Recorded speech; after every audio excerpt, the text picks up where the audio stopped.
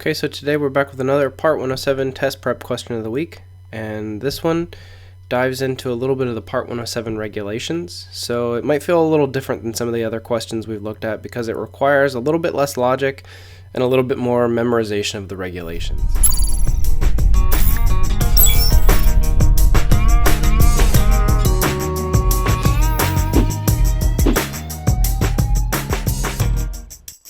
So the question this week deals with the requirement on flying your drones after official sunset.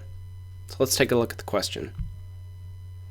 According to 14 CFR Part 107, what is required to operate a small UA within 30 minutes after the official sunset? The possible answers are use of anti-collision lights, drone must be operated in a rural area, or use of a transponder. Now I know I said that this one requires less logic, and it does, but let's try to apply a little logic anyway and see how far it gets us. Sometimes it's helpful to do that. Let's start at the last answer. The last answer says that the FAA requires the use of a transponder, but for those of you that don't know, a transponder is a device that's typically used in manned aviation, and it allows for the receipt of a radio signal, and then it transmits another signal that corresponds. So a lot of times when you're flying in controlled or congested airspace, a tower might ask you to squawk a specific transponder code. That way they have the ability to see and recognize your aircraft out of a number of other aircraft.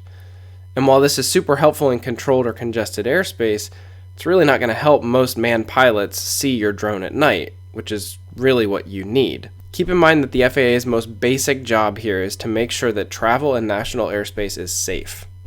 And so you need to ask yourself, does a transponder requirement for drones specifically at night best accomplish this goal? Probably not.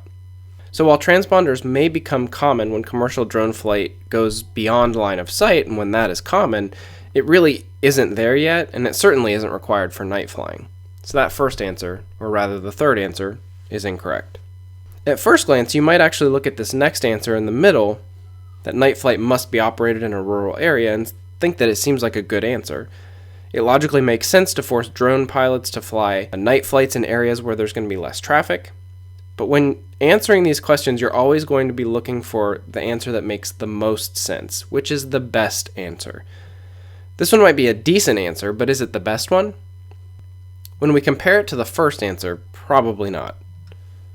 So then moving up to the first answer, obviously this one is the correct answer. And like I mentioned before, the FAA's primary job is safety, and the Part 107 regulations are written to encourage and increase safety. So adding anti-collision lights to a drone that is flying at night would obviously make the drone more visible and thus more safe. If manned aircraft can see and avoid drones entirely, the national airspace is more safe.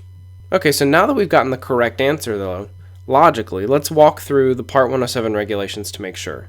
Obviously you won't be able to do this on the test, but that's why you're studying now.